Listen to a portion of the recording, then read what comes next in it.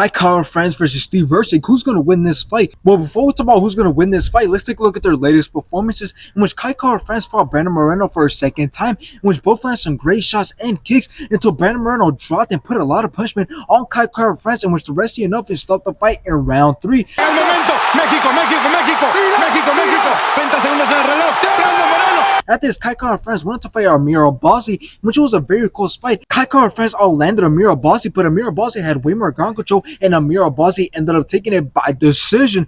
Amir, the press. Now let's take a look at Steve Erceg's latest performances, in which he fought Matt Schnell, in which both got stunned in round 1 until Steve Erceg knocked out Matt Schnell in round 2. After Steve Erceg went to fight Alexander Pantoja, in which both went back and forth. Both of their striking and grappling was great, but Alexander Pantoja ended up taking it by decision. And still.